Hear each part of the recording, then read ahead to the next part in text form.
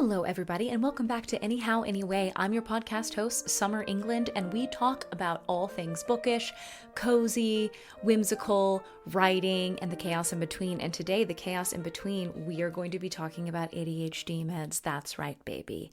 I am on my 4th day of being on ADHD medication, and it was such a journey to get to this point, in that I went to therapy years ago, and at the end of that therapy, my therapist said, "You are ADHD and autistic."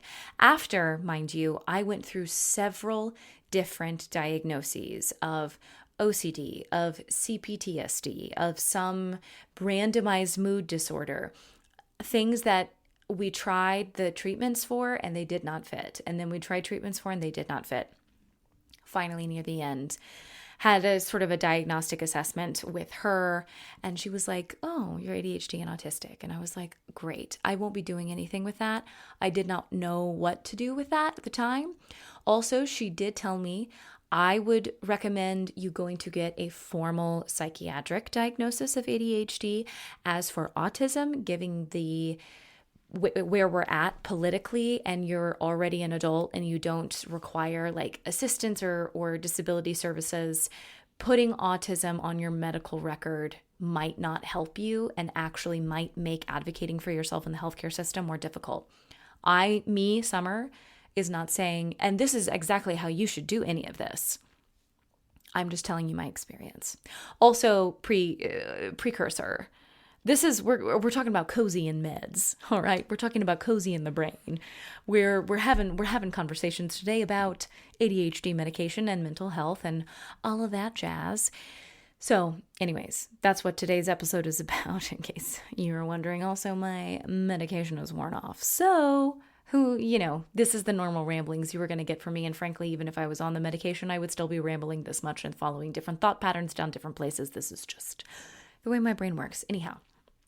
So flash forward, and I live all of my 20s with ADHD and autism. And frankly, I and so many other female presenting people who are also hyper intelligent, we find ways around our ADHD with our intelligence, with our masking. Autism amps it up even more. So even to myself, I was good for a really long time at not being able to see what ADHD was doing to my brain because I was living inside of it all the time. And then I hit the age of 29, and I felt like everything suddenly went downhill. I could not function in the way I used to be able to function. I suddenly developed a really weird anxiety with food, and I guess it could be categorized as food noise. I have a lot of allergies, and so food has always been something that I've had a difficult relationship with. But over the last year, it's sort of like overnight became this really weird thing where I would sit down to eat and I would be done, but my brain was like, please, more, please, more. And I knew that I was full, but my brain was doing this and I ignored it because I was full. And it was also very difficult because I found out that I was high risk for cancer and got onto a preventative care team with an entire cancer team. And I had to track my macros. I had to get these like baseline levels of nutrients. So not only was I like, I feel full, I had to also be tracking at the time. And so I don't know. This also goes to show intuitive eating, anti-inflammatory stuff, all of that with ADHD doesn't actually work because my brain is not supplying enough dopamine. And so and I didn't know this at the time, but food was like, I guess, one of my only sources of dopamine. But because I couldn't really have it and I didn't want it in mass quantity, it just became this loud blaring siren randomly. I was incapable of sleeping through the night. I was losing hair. I was holding on to a lot of puffiness in ways that I hadn't before. And I'm not one that's like trying to be a certain weight, but I could tell that my body felt like how I am when I have the flu, where my face is like a little bit swollen and there's just aspects of my body that's like, oh, you're sick right now. And I was very confused the entire time. I did not know what to do. And because everything in my life actually was way less stressful than it had been for the duration of my 20s. I had a book deal which provided me a little bit of fiscal stability in a way that I had never had before. I had a steady job and I have a really wonderful partner, and my kiddo is older and the demands from him are so much less, honestly, overstimulating than they were when he was a newborn and when I was going through a divorce, when I was in graduate school with him. So I have in my brain, when I was going through all of this, when I turned 29, I was being really mean to myself because I was thinking, I have been through way worse times and dealt with them way better. I am going to sleep and then waking up in the middle of the night with just floods of anxiety and racing thoughts, and just the highs are high and the lows are so low. And I ended up really lacking any type of emotional capacity for friends. And my routine got even more rigid than usual because I thought, I am going to find a cure in here. I am going to hack. Maybe I've developed a new food allergy. I already have so many. And there's an autoimmune thing going on. So I know that is something I need to contend with. Maybe I need to find like a different supplement or something. What is going on? Because on paper, my life was going better than it had when I was dealing with things better. And then finally, I realized at the beginning of this year, I had a really bad mental health bout where I was so depressed and nothing was making me feel better.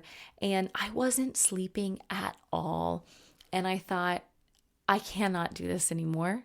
I cannot do this anymore.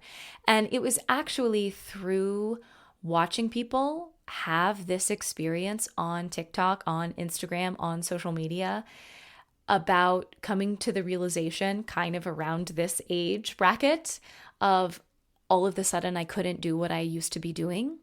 My brain just wouldn't work that way anymore. I went and I got medication. That type of pipeline was what really helped me pull the trigger for myself of getting the help that I needed.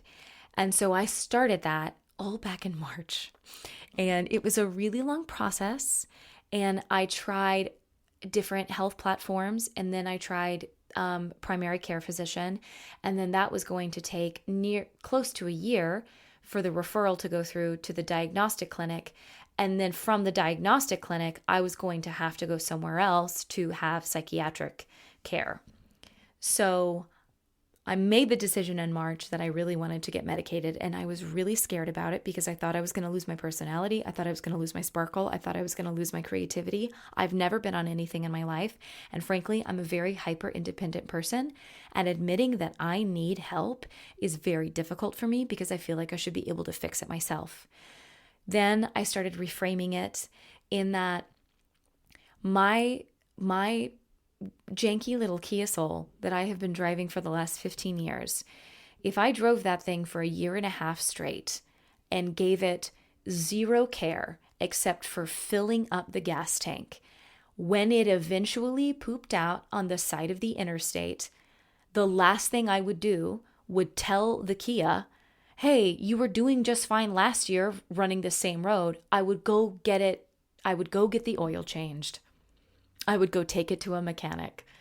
If my kiddo felt the way I felt every single day of my life, for especially the last year, but even before that, I would do everything in my power to make sure that that was not his reality. So I needed to do that for myself. If I would do that for my car, I needed to do it for me. And I also had to have a very candid conversation with myself and be like, okay, you've done therapy, you've done a lot of self-work, you have done the inner child work, you have worked past your trauma, you have set up routines for yourself, ADHD writing routines, you know when you write in the mornings, you have all of these things in place, and you are still struggling. You can't do this alone. You cannot do this alone. You really can't. And I promise you, I really tried it all. I tried the anti-inflammatory diet. I did. Not that I was like pilled into the weight loss of it, but I was like, maybe this will help. Because I felt like my body was sick. And so I thought maybe it was something I was eating and I just didn't know, because my food allergies and my digestive system is already so wrecked.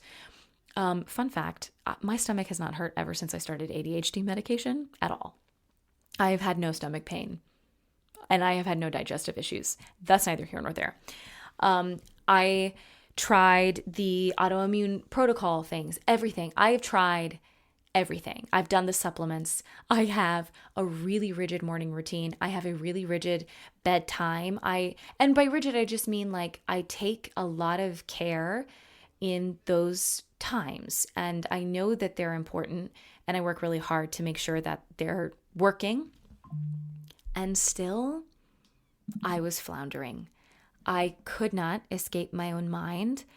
And I was able, after doing a lot of research, after going down the Reddit threads, I was able to book an appointment on a platform called Talkiatry, which has psychiatrists that are able to diagnose and prescribe. And I booked the appointment on my way back from New York City, because even in New York City, I had the time of my life there. And still, the noise was never ending. I was so anxious. I was so uncomfortable. My thoughts could not stop. I could not sit still. I was sitting in Central Park, and it was the most beautiful thing I had ever seen in my life. And my kid was playing, and I could not stop my mind. And I just don't want that. And so I started ADHD medication.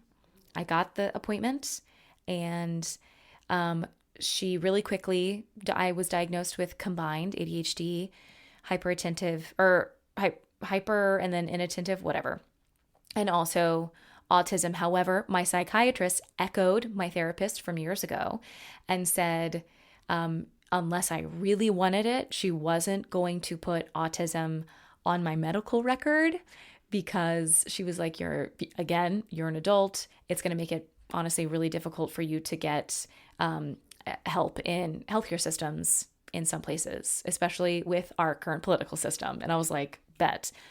As a reminder, this is not medical advice. This is just my experience. And so on Friday, I took my first dose of Vyvanse, and it was life-changing that first day.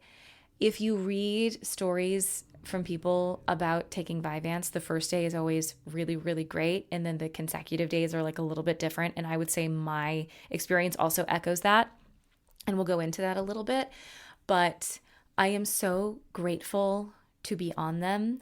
I am so grateful that human ingenuity has advanced enough that it makes the human existence a little bit more livable. Because that first day, I was overcome by how good life felt in the moment. It was quiet, but I have explained it like I had been out in nature in the most beautiful place I'd ever seen, and somebody turned down the dial, and suddenly I could hear the birds and the stream and the wind and the leaves rustling. And before then, I had just been hearing white noise, and now I could hear everything. And that's how my first day on Vyvanse felt, where I still very much felt like me. I was just so in touch with my emotions on every level. I texted people back. I paid my water bill. I wrote invoices. And as far as the creativity went, I was more in touch with my creativity, because my creativity was not lying behind a paywall of big thoughts in quotes. And I was able to access my creativity in a way I hadn't been able to before. And so that was my first day on Vyvanse. I'm now on my fourth day, and every single day has been a little bit different. So the second day was very similar, but the come down on the second day, I was definitely exhausted. The third day, pretty similar. The come down on the third day was really tough. I had 2 hours where I felt very similar to how I did after I had my kid and I had the postpartum blues, like the sundowners. Basically, I had feelings of impending doom. I was really struggling with depression and irritability and just I felt pretty bad.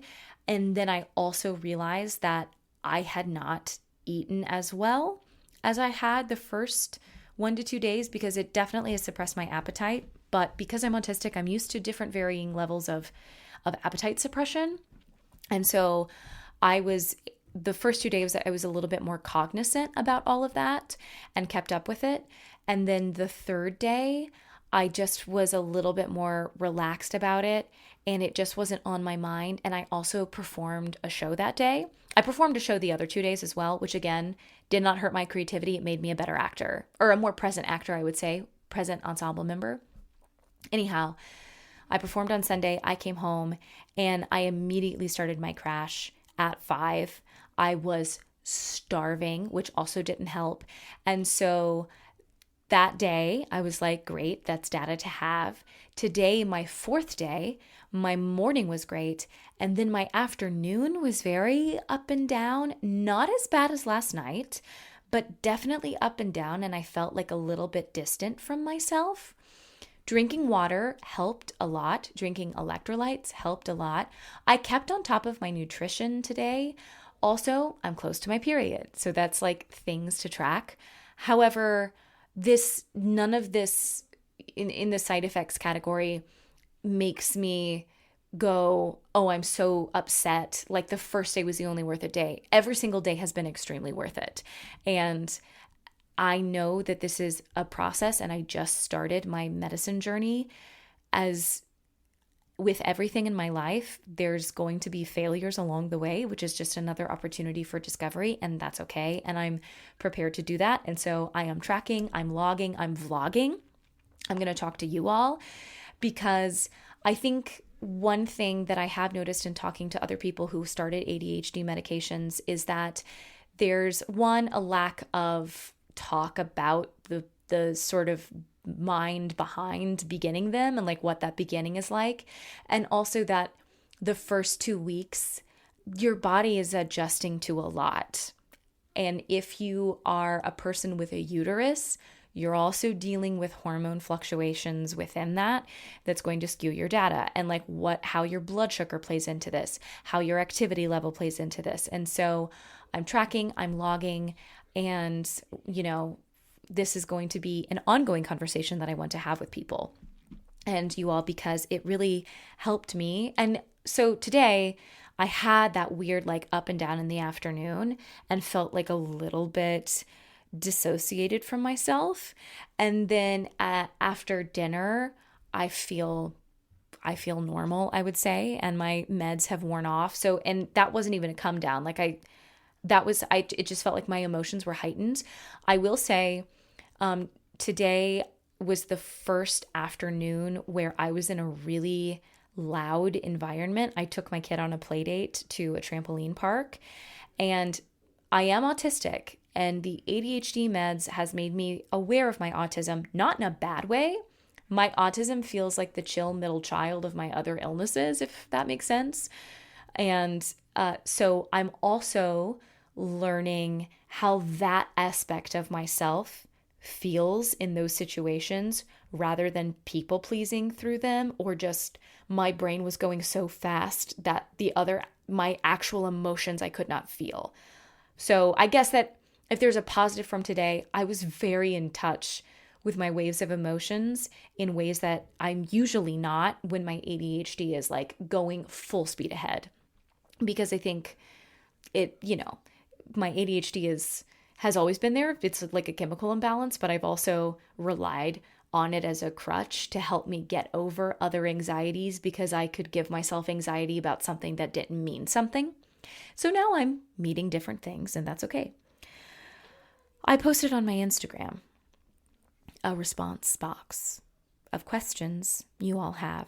And so I'm going to answer as many of them as I can right now. Okay, first one out of the gate. Fellow ADHD on Vyvanse here. How's it impacted your sex drive, nutrition, and workouts? Obviously, I'm only on it for the 4th day. I would say that if I were considering to do any type of, boinking, I would not do it in the come down period. I don't think that would be good for me. I would assume sometime in the afternoon would be nice, but I have found that I'm way less overstimulated by touch, even in the days like these last 2 days where I had a really bad or just a significant come down yesterday for a few hours. And then I was having like a lot of different emotions this afternoon. I was not overstimulated by touch, and I was actually very comforted by touch in a way that I'm not usually. Nutrition, still working on it. My appetite has definitely decreased and has been suppressed, and so I'm just trying to stay on top of my protein and my fats in the best way I can. Workouts, I just got back into the gym today to do a gym routine, and it was awesome. I had a lot of energy for it. I really enjoyed it. I wasn't thinking about going to the next thing, and that was really nice. So, and I'll continue that and see. I don't know if that's going. I'm going to see if I can like change where my exercising is to see if it might help my afternoons, because my mornings pretty solidly so far have been really great, and it's really the afternoon time where either I can feel myself needing a stimulant, or I don't like or a stimulating environment. I don't know. There's just new data about the afternoons. It's the no man's land. So I might try to move working out there to see if that helps at all, but I'm excited to keep on moving. Do I still sleep okay? I'm afraid to wreck my good sleep. So I, as I said at the beginning, wasn't a great sleeper this last year. And so the first 2 days I started taking the medication. I slept very poorly. That was my fault because I did not eat a bedtime snack, and I woke up really hungry multiple times throughout the night. I think the first night I went and I had to have a snack at 2:30 in the morning, which I've never done before literally in my life, and went back to bed. The next 2 nights were a lot better. Again, though, I have really bad insomnia leading up to my period. So I think it's a little bit of a double whammy of those first 2 nights. I hadn't eaten very well, and I get insomnia close to my period anyways.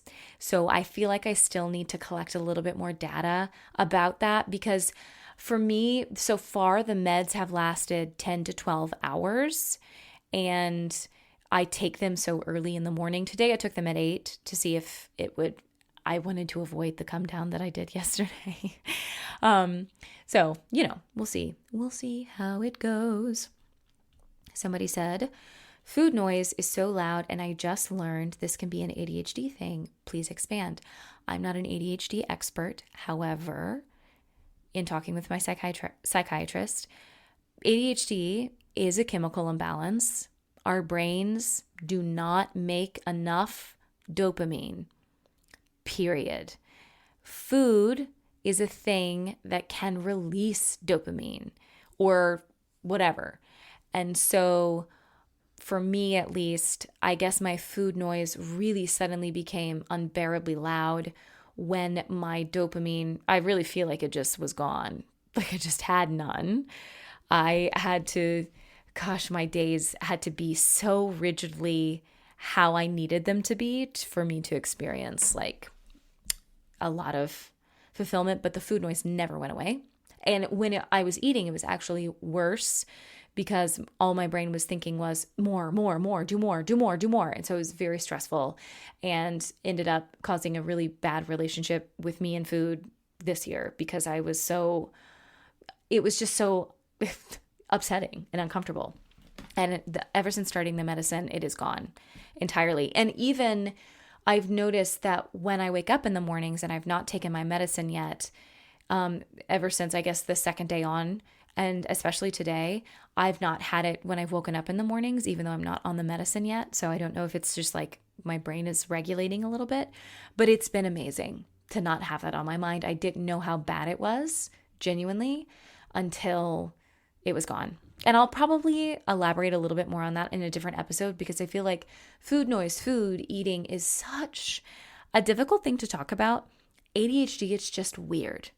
It's just weird because I would not necessarily go to a therapist and say, yes, I have an eating disorder, because on Vyvanse, I don't at all. I have really enjoyed sitting down to eat my meals. It's fine. I'm not worried about it. Off of my meds, I would have gone to a therapist and I'm like, I don't know what it is, but I know it's not good. I don't know. Someone said, no Q, just be happy for you. Thank you for being so open. You're going to help so many. Oh, I hope so.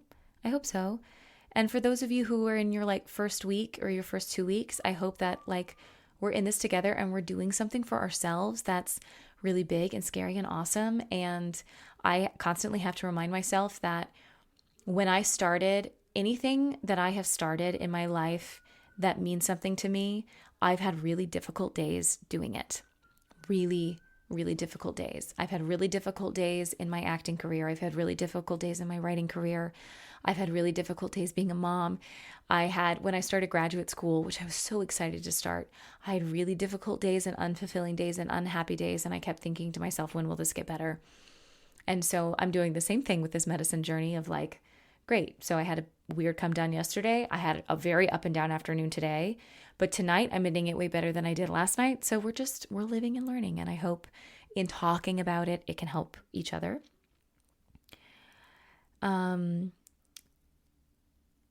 I don't understand this next question. I have EDS, the triad, can look like ADHD.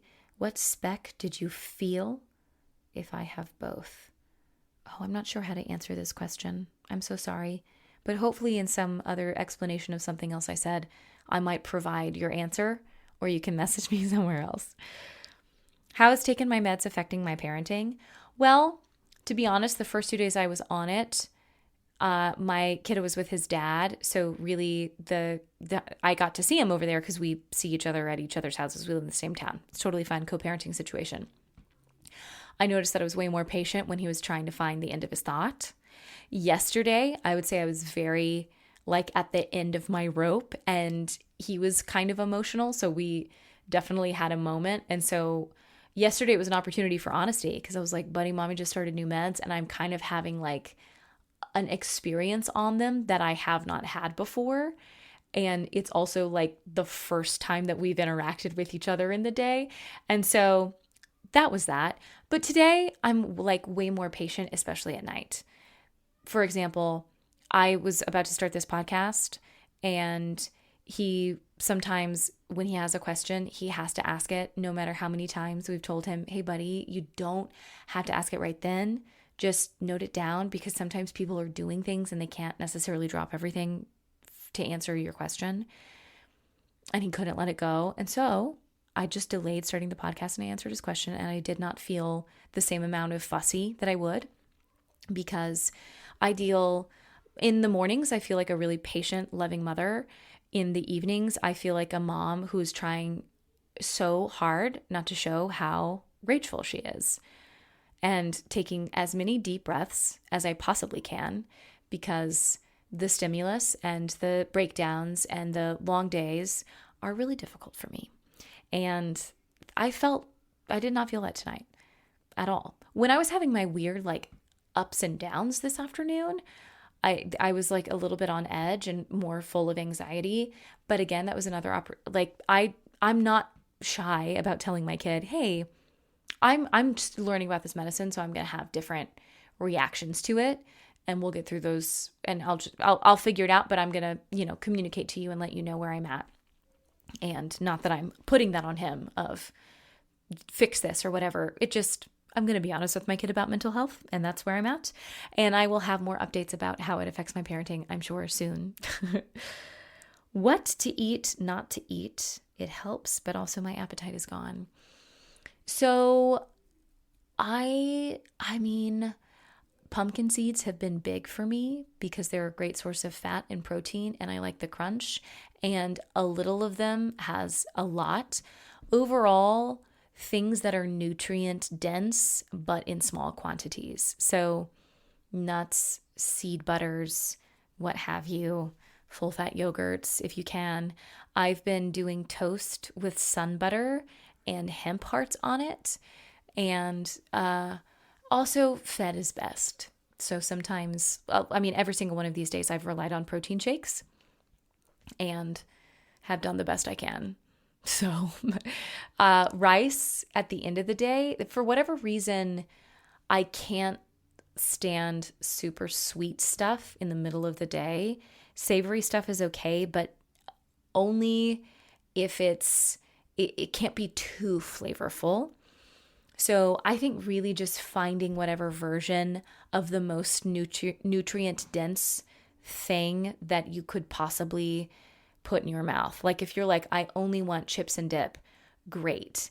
Maybe you could do pretzels and hummus or pretzels and guacamole, like something that's giving you the carbs, giving you salt, maybe a bit of riboflavin, if you will, and then a healthy fat or things. Cereals the same way. There's so many healthy cereals. Milk, same way. There are ways, just like we put veggies in kids' mac and cheese, I think there are ways to make stimulant, appetite-friendly foods, just in that, like, I'm going to find the most nutrient-dense cracker I can find that I can stomach, and that's what I will eat, and that's what I've done. So, all right, I'm going to answer one more, and then I'll do another episode. Okay, can you drink coffee while you take it? I had to cut out all stimulants on Adderall. You can drink coffee while you take Vyvanse. I would say that the literature, both from a medical and an anecdotal perspective, vary on the effects, and it really is just up to you and your body and your metabolism. So the first day I took Vyvanse, I had the tiniest bit of coffee. The second day I took Vyvanse, I had decaf and no coffee. The third day, I had decaf and then a tiny bit of coffee later. Today, because I took Vyvanse way later, I had my normal cup of coffee and then I had my Vyvanse, which may be attributed to why my afternoon was just absolutely all over the place. So tomorrow, I'm going to go back to trying just my decaf and then to see where that leads me. If I'm a coffee lover, I'm not going to give it up. I might just have it in more mindful quantities and timings. So today I had a lot of coffee on an empty stomach, and then I had my protein shake, or a little bit of it, and then my Vyvanse, and that was what I ate until I had a tiny bit of protein oats later, and then I had kind of a crazy up and down afternoon. So it's hard to say. It's hard to tell, but I mean, caffeine is a stimulant. Adding a stimulant on a stimulant can, cause some doubling up effects, but other people, it really helps them.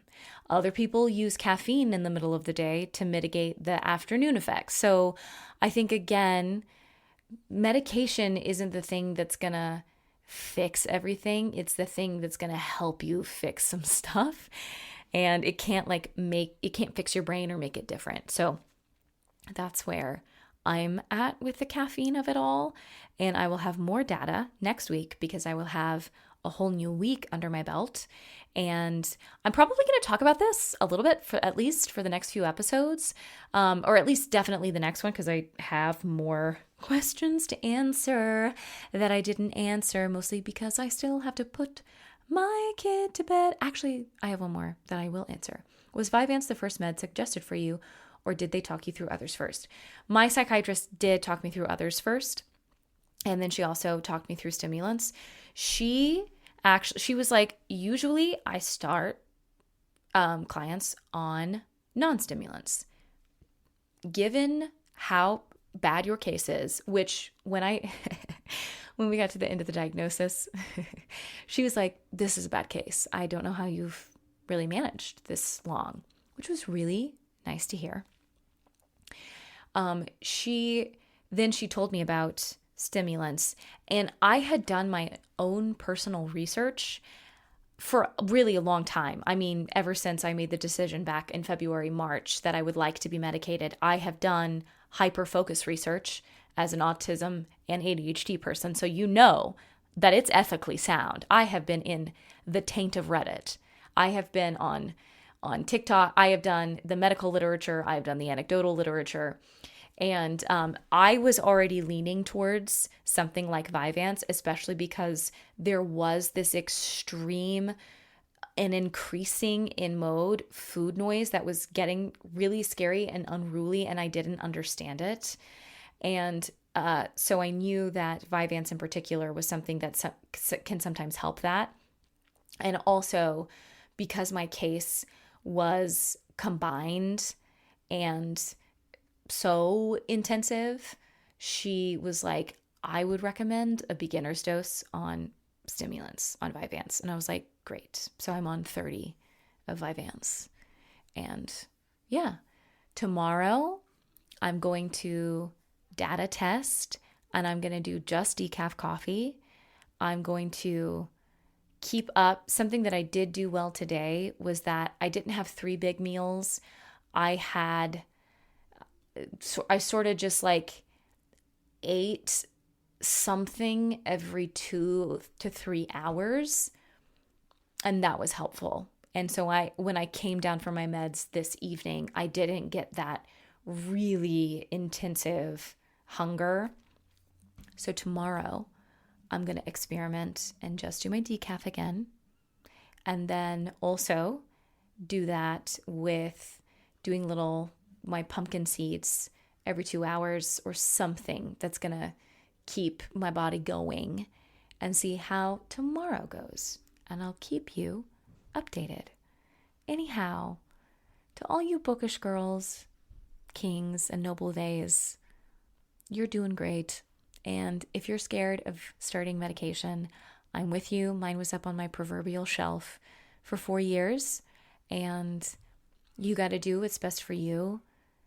If you were like me and the reason why you didn't want to make that step was because you thought you would be less sparkly, I just want to say that I am sparkly. My brain's fundamental inability to produce a chemical is actually not sparkly. Okay? I am though, and so are you. All right, stay cozy, stay bookish. Bye.